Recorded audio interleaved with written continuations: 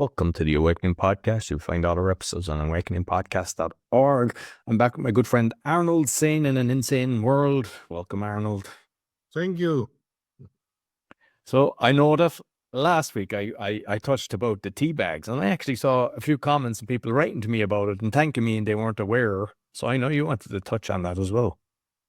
Yes, absolutely, because the tea bag story and the plastic in it might be a very good, actually an excellent metaphor for how to change the current situation.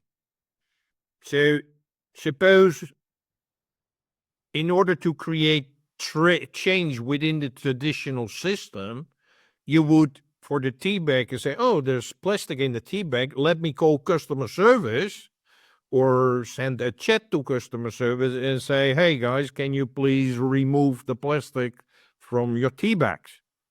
Well, everybody knows how trying to call or talk to a customer service person is kind of impossible. So that would be a very hard, if not impossible, trajectory to get the whole company to use other materials for the tea bags. That's the change effort. It's a big change effort for a tea company. So they won't be doing that. Another approach would be to say, oh, we start to fight. So that is change within the system. Yeah. Change within the system is use the existing channels to address it. Another way of approaching would be, Roy, if you start, I say, I will become an activist and I will create an NGO or an action group removing plastic from tea bags. So that will be like, I'm going to fight the system. Yeah, it's like we're going to have sessions, and then we're going to get in the news, and we're going to have strikes in front of tea offices and everything, and we're going to do that. That is trying to fight the system. It's like you create an activist organization. So one is change within the system, the other one is fight the system. Both things had a very low chance of success. But Roy shared last week, the solution is what I say, create a workaround. Take some scissors, cut it up, put it in your tea bag, and you're done. Yeah. Doesn't take much effort. Yeah, being an activist or trying to talk to a customer service representative or even to a manager, that will take you days. This is just a few seconds, and the solution is there. So it's a great metaphor for creating change in this world, in this insane world, and make it sane again. So not customer service, not doing activist, just take a pair of scissors and create a workaround. Good. I mean, I'm going to touch on this one, but this is one that I've kind of talked about. Even in my book, that was 2017, it was about the microwaves. And I ate microwave food for when I started working. I didn't realize the dangers of them. And then when I did find out how dangerous they are, it's basically vibrating the food. It takes out all the goodness. And I think it was in 73, they were even banned in Russia. And a lot of people, they even make their tea and heat up their tea and things like that with a microwave. And all you need to know is it takes out every bit of goodness from the food. Also, with a device, you can see that they're leaking. And unfortunately, a child is staring, looking at it, going around with the light on. So they're damaging their eyes, they're damaging their body. Pregnant women shouldn't be near them either. And what you do, I did at one stage, a test. You get a phone and put it inside the microwave and get somebody else to ring it. And of the, I done about 10, only one didn't ring, which basically is showing that it's leaking because it shouldn't be able to ring inside a sealed unit. And there's even, I remember it was the Japanese guy that was actually doing the molecules, freezing everything, and he was showing after a microwave totally destroyed. So that's proof that they actually destroy everything. And most people, they're kind of, but it's convenient and everything. All you have to do is put it on a pan and just heat it up. or put it into the oven and heat it up. It doesn't take that long, and you're keeping the nutrients and the goodness. So what I would advise you do, take off the door and put a little flour inside it, or actually send it to the recycle yard, but get it out of your house and don't ever use it again. Because if you have it there, you just say, I'll just heat this up. You'll get lazy, and it's better. Once I learnt about it, first of all, I just took it out of the kitchen. But ever since, I've never bought one, never had one. And I'd encourage people, just don't use it. Great. That's another example of creating your own workarounds. So I know we talked about like the chemtrails and everything. And I was talking to my farmer during the week, because I get my potatoes and eggs and things like that. And he was just complaining, he was saying he could see with the fog and everything, like he knows that it's manipulated.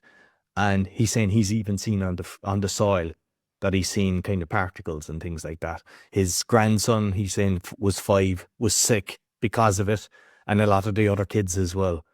And he mentioned one thing. He just said, and the sun, I can't look at the sun no more.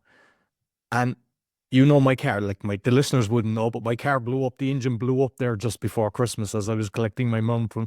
So I'm hiring a car. I have a car that currently, and it's hurting my eyes. And I was thinking is there something different with the windscreen or something like that? Because the sun has hurt me, and I do sun gazing. Like it's safe, kind of a sunrise, sunset, kind of for an hour and a half, or whatever. But it's never bothered me, and I don't wear glasses, so this kind of thing, it'll damage your eyes. That you've been told from a young age. I think another lie, but like I'm not encouraging people to stare at the sun, but I was able to do it, and I think it's actually good for you. And I can't do it no more, and it's hurting my eyes. And when he said that, I was looking, and it's different. It's like, because sometimes you can see a light little grey, and it's like a reflective. And I just realized it's them manipulating the skies that's actually making the sun hurt my eyes now, that it never did before. And I'm just wondering, the listeners, is there anyone that experienced that as well? Well, please let us know in the comments. Yeah. So there's, I suppose, talking about the kids being, you wanted to touch on parenting with the kids. Yes. I observed it lately, is that when parents or grandparents are bringing their children to school today, most of them have a backpack. But what I see is that when they're walking, the parents are carrying the backpack, so the children have nothing. And the other day, I saw a man. He was wearing 3 backpacks. He had 2 kids, which he brought from school. So he got their backpack and he got his own backpack. So why am I saying this? What's wrong with children wearing their own backpack? You need to develop strength. You need to develop, mobility. You need to develop a little bit of stamina. Like, carry your own stuff. Yeah. Because if they grow up, whatever, they're just used like, well, you carry my bag. So, another time I will rant about laziness, but you touched upon it. It's like, that will increase that they're just lazy and they expect someone else to carry their bag. That's not good. I would rather say that these children carry the bag of their grandmother. That's a good thing, but not the other way around. Yes, because again, your body needs to be adapted to tougher things. And if you do no tough things in your life, you'll become very weak. So that is what I wanted to share about that. And like parents, I see that the parents are doing everything for the kids. But one of the things, and a lot of people are guilty of this, is if they're playing games with the child, they let the child win all the time. That's something I don't do with my son. My son is 11 now, but I mean, from a young age, it's like we play games and he can actually get defeated and still enjoy the game. But what he's even noticed, and he said it to me, some of his friends get really angry when they lose a game because the parents are allowing them to win the whole time. Okay. And they're setting them up to fail. And it's like, stop doing that. Yeah, and then even, well, I'm currently living in Romania. Is that people don't have a lot of money, so they take them to the bus or walking. In the Netherlands, which is at the moment, but it's degrading and affluent coming, is that instead of what I was used to as a kid, you would go on the bike by yourself to school. Now the parents bring them by car. And so again, no biking, no development, no nothing. And so really, please, parents, it's like a bit of effort and a bit of training is good for you. The other thing is always, like when we were younger, we'd all be out, going out, playing and everything. And now because of the fear factor and all the stuff they're putting on the TV and everything and all these different programs, people are afraid to leave their child kind of go out and play and just do their own thing or walk to school and stuff like that because they're afraid, they'll be abducted or whatever. And apparently the rates are way down than what they used to be. But what that does then is it doesn't allow the kid to actually, because all they're doing now is they're online and they're playing online. Or even if they're next to each other, they're on the phone. They're not gallivanting, they're not having fun, they're not experiencing, experimenting. And that's another thing that they should be aware of. Absolutely, absolutely. So you mentioned you're living in Romania. By yourself out there, like it stimulates your curiosity and meeting other people and seeing new things and talk to your friends. Yeah. Which you cannot do if you're sitting in the car at the back of the car and just working on your phone. So you mentioned you're living in Romania, and I know with the elections that happened, you have something to touch on that. Yes, as followers of the show know, is that the presidential elections were cancelled, and there were legal cases, and well, again, it stays cancelled, and there was a person who kind of appointed himself or by the government is like, I'm the temporary president, but he was not chosen. And so, and people didn't like him. So there was a lot of action and protest here. And what now happened is that they were planning to impeach him. So, and obviously he didn't like it. So this week he resigned. So that is a huge win for the opposition, but they just assigned another guy. And I think this week in the Munich security conference, the JD Vance, he's the vice president, right? In the US, and he mentioned that Romania is a fault example of how we're dealing with democracy, because it's not democracy. Yeah? And he mentioned that, which is quite interesting, because before that, nobody cares about Romania. So it's like, and now with like the vice president of the US talking about it. So everybody's like, what is this? What's happening there? So I think that's a good thing.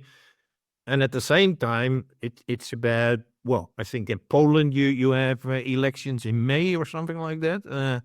They threaten that it will be there, but especially very soon coming up the elections in Germany, and they were saying like that could be the same scenario, which will be a little bit more unlikely because people are becoming aware that things are being manipulated, which is not my word. There is a former EU guy, Thierry Breton, I think is his name. He just admitted that this was we influenced the judiciary people to cancel this and whatever. And he said we're going to do the same in these other countries. Well, now it's no longer behind closed doors; it's out in the open. Yeah? So that's a good thing that people are aware. Like, hey guys, things are being manipulated. Don't accept it. Like, you mentioned JD Vance calling that out. So I think accountability and exposing corruption. And what I'm doing now is I'm going to just share something on the screen. So those that are just listening, this video goes out on Spotify as a video. It's also on BitChute, YouTube, and Rumble. And like everybody, they're paying attention what's going on in America. I know I have a lot of listeners from America, and you have Elon Musk. You know, they're basically getting rid of all the crap that's being used, all the money that's been wasted. So that's just for those maybe listening. It's Doge Doge/tracker.com, and to date they've saved and this today being the 16th of the 2nd, so this will be released on the 17th. But it's like 49 billion is saved, and their target is $2 trillion. But one of the things that I don't like is you've got predictions by Polymark, and it's like, you know, will Trump cut military spending? And you can buy it this. I'm totally against gambling. Gambling has ruined people's lives. And just on that, actually, because I wanted to touch on this, but it's probably relevant because it's not, like, I know we had a conversation ourselves on this, and that's why I wanted to kind of bring it up for the listeners. Like a lot of the guys like Joe Rogan, now I'm seeing he's putting in the ads, and it's Speedy Gonzalez thing again, where at the end, you know, like the gamblers aware kind of thing, you know, Mr. Beast and all that. And a lot of the magicians, they're all doing that. And they've got also, you know, like Red Bull and Monster and all these kind of energy drinks, which are toxic. Stay away from them. And, you know, they're inside in McDonald's doing their tricks and stuff like that. So don't sell your soul to the devil is what I say. You know, if you're actually an influencer, be ethical about it, because unfortunately a lot of people are actually following them. And when they're promoting this, like there's the guy, I forget his name, KB or something like that. He's a guy, he just puts his hands out. He's showing something that happens. He's doing the same thing. There's so many of them. They're promoting all gambling sites. And it drives me crazy because I think, unfortunately, a lot of the younger people, especially following Mr. Beast, when he's promoting gambling, it is, I don't know how it's allowed, but it's something that's done around the world. But just be careful who you follow. And even if you're watching your kids, because they can be easily influenced. And when they're telling them go on to a game, they're basically conditioning them to be gamblers at a young age. So eventually, once they have their own money or their credit card or something like that, they can actually get into addiction. So, well, I may I quickly add to that. Over here in Romania, but it's moving into other countries.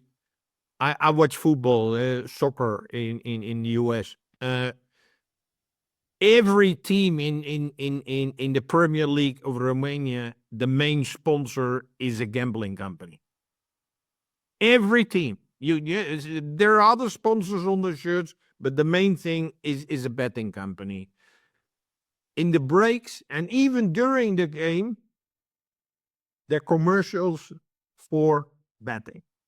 So please, parents, but everybody is like, are aware of that or don't look at it. It's like you're totally conditioned to that betting is normal and should be a part of your life. And like Roy just said, it destroys your life. So even though you cannot escape it, like ignore it. So I'm still on the Doge Tracker thing. So it's saying the executive orders, he's 60 today.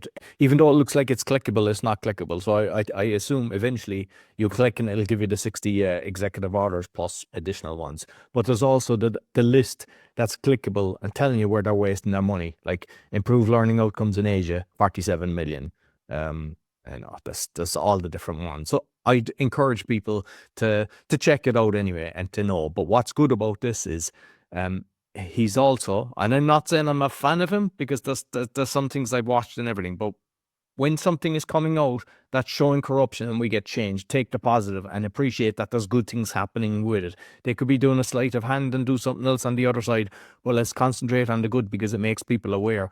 And so he's also, and this is on X, it's called the Procurement Files. So Elon has actually exposed the British government's spending, and it's fascinating to see. So for those watching, you can actually see, I go through it, but there's like one, since January 24, the UK government database shows over 1,000 contracts for taxis for local councils with a total award value of just over 346 million. The UK taxpayer will cover this, right? And like, so I encourage people that are on X.com, which was previously Twitter, to go in and you can actually follow the procurement files. Another one, the UK taxpayer will spend 101 million. These are British pounds on climate and ocean adaptation and sustainable transition in Indonesia, Philippines, Vietnam, and Mozambique. You know, so, and there was one about the Congo as well. I'm not sure if I'll see that, and I was like, oof, what's going on here? So there's yeah, it's actually here. The UK taxpayer will spend 9.55 million supporting accountability and inclusion in the Democratic Republic of Congo, contract awarded to one supplier, Co-Water International. And basically what I say there is there's a load of people in the UK, elderly pensioners, and you watch programs and they're wearing about 5 coats and they're choosing between keeping themselves warm and freezing. And shame on the British government for actually doing this, that they're looking after everything but the thing is, this is happening everywhere. So what I would ask the listener is one, I'm hoping someone does it in Ireland. They do it in Poland. They do it in every country. If you find it, or if you're doing it yourself or whatever, be sure to share it with us. We'd be happy to share it with the people. So that's a rant over there. So actually, you had a graphic to share as well, didn't you? You were on the AI. Yeah. We last week we mentioned that AI is, well, like Roy just beautiful said, there's a lot of things have a positive and a negative flip side, and let's try to focus on the positive one. Yeah, so AI can do good things like reading X-rays of your body parts in a much better way than a human being does. So that's a good sign. But there is a plan behind everything, why they are pushing AI everywhere, and why last week or the week before I discussed like where they have all these AI models competing with each other. Is like who has the fastest one? Well, I was inclined to say who has the biggest one, but it's like there's something behind it, and they're trying to roll out the whole AI infrastructure. And this is a picture I found is that everything, that there is a plan. I'm not saying this is a deep plan, but it gives you an idea of what's happening. Is like here at the center is AI, but the goal is to create a hive mind, like with bees. That bees, they all except for the queen bee, they behave the same. Yeah, and they're controlled, and if they're not behaving the same, well, they're even being pushed out of the hive or killed. Yeah, so that is what they're trying to do with us. So here is the central goal. Part of it is the AI itself, but AI needs quantum computers. Those things are, people are already working for years, like Rigetti here. They're working for, I guess, more than 10 years on quantum computers. There is also the global human interaction, something we will touch upon in a few moments. But it's like where they are like Neuralink, they're integrating AI into your body. Then there are a lot of things which support that AI, like digital currency, CDBCs, token. Everything becomes a token, your digital ID. And then over here is like, who are using AI? Well, it's the army. It's like the civilians, which is now everywhere. Is like, and I don't want to be all too negative, but it's now already possible that civilians think they can know what you do, and like, and even your sleep or whatever, without having a device in your place or anything else. It's like they just know all these things can be known. So this observation, so, and even, well, what you say, what you do, how your sleep is, what your health situation is, all of these things are already and can already be monitored from a distance. So it impacts your brain, basically. And then we have I heard on with the Wi-Fi that they could even tell how many people are in a house and their location based on the frequencies bouncing around the house. Like, that's scary. yeah, but that is what I was saying. Is like, so they know what you're doing, they know where you are, they know how your sleep is, and so it's like they know. It's like that show Big Brother before. Now it's a reality. Yeah, yeah. It's no longer a game. It is reality. It really is reality. Yeah? So that is kind of the bigger picture. What's happening with AI? And just fine. I think that's all the points covered. But we were going to say about because I've been asked by I'll just share this now as well. The guest Christian Oish, you sent it. You pronounced his name better than me. Oish. Yeah. So he's doing a live on the 19th, which is 11 a.m. PST time, is 8 p.m. Central European time. It's going to be for about an hour and a half, and he's allowed me to share it live. So I'm planning on putting it on my Rumble and YouTube channel. Will it work out? I'm hoping it will. But either way, just to be aware of it. And they're going to be talking about the climate, the Geo Engineering. And you're aware of some of the people on it. It's actually on the list there. I'm going to let you pronounce them, Daniel, or Arnold, because you do a lot better with these foreign names than myself. Yeah, well, the person that I want to highlight, and we mentioned it before, it's called Dr. Anna Maria Mihalcea. She is Romanian descent, but she lives in the US, and she doing incredible work about the what is now called bio-digital convergence. Well, that sounds difficult. It's like the biology, your body, we humans, without our biology, we're not humans, and everything digital, but it's no longer becoming separate. It's like becoming one.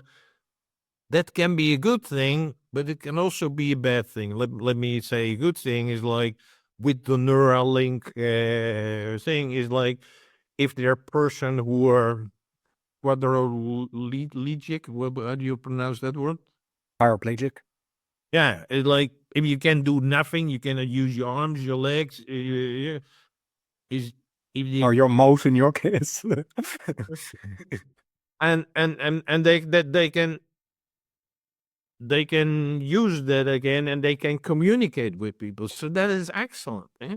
So that is a combination where, well, technology is used to help your body. Well, even I'm wearing something, it's called glasses. That is a useful technology which helps me to see better. And so they're very good signs. But what Dr. Anna is exposing is that there are a lot of things, mainly like the vaccines, which creates terrible things in your blood. Basically, some nanobots which are in your blood. But also around this conference, it's about the environment, and we talked about geoengineering before, where a lot of the stuff. Well, you talked about the sun. We earlier talked about the fog and everything, which with the spraying, what they do with the chemtrails, which influences the water, which influences the vegetables, which influence everything you eat. So that means that a lot of this stuff gets into your body. So it means that digital stuff, biological stuff, it get merged and integrated. But even think about, well, what Roy just said about how the Wi-Fi system knows everything you do, but the Wi-Fi system has a radiation which has a huge impact on your body. Yeah? He already mentioned the microwave wave. So, but Dr. Anna and well, you can Google her name because I think there are not many people with the same name. I would say subscribe to her Substack, because this week she shared digital with another Romanian doctor about this biodigital convergence, how it is being planned. So it's no longer like, oh, we didn't know that this was happening. No, it's being planned, and it makes us ultimately in some kind of robots or cyborgs, because that will create a different behavior within inside of you. So that is the nasty side. So it is really the convergence of bioengineering, geoengineering, and you could say, no, it's all outside of my body. No, it's no longer. It is like, and that was for me a huge revelation when I started to understand that there is change driven from the outside, because there's a plan behind it and the people driving it. But I thought, well, if it's all from the outside, I know how to respond and I can cope and I can do my thing. But now they're also in my body stuff which influences me from the inside out. And that is the tricky thing here. Yeah, so I urge you to start, at least get yourself familiarized and also familiar. I know a lot of people who change their behavior after the vaccinations, who are currently changing their behavior. It's like, oh, they become lazy, or they don't know anything anymore, or whatever. And it's not only the vaccination. It's like the spraying. It's look at what is in Coca-Cola, in everything, but it creates a change in your system, and it creates a change in your behavior and who you are. So I would urge everybody is to start to familiarize with this biodigital convergence or transhumanism, because it's not something which is, well, it's only other people and whatever. No, we all are influenced by this. And it's like sometimes people say the use of, knowledge is power, So don't just say knowledge is power, because it's not. It's the use of knowledge is power. So make sure you use what you learn and how you can change things. And just finally on that, like there's Renetta Sinham, she's Gen 7, Save Our Skies.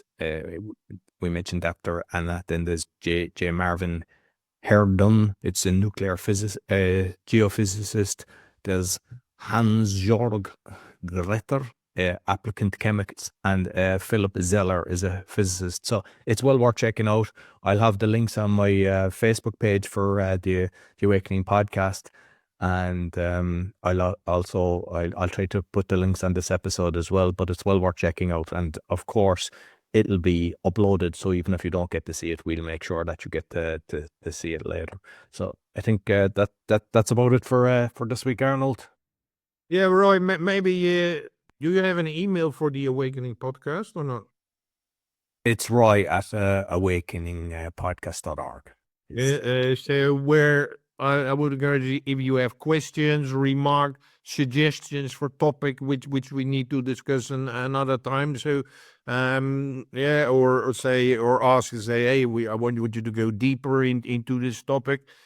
Please share, because we're doing this for all of you. So we would love to get the interaction going, that we make sure we're really helping you, and we are helping you to become more sane in this insane world. Exactly. And also on the website as well, there's a form that you can fill in as well. So if you want to remain anonymous but give some information, that's okay as well. And we won't publish unless you want your name given. We can not mention that. So you'll find Arnold on Brain, Jim.Fitness, and you'll find me on awakeningpodcast.org or roycullen.com. You'll find everything. Until next week, thanks, Arnold, and take care.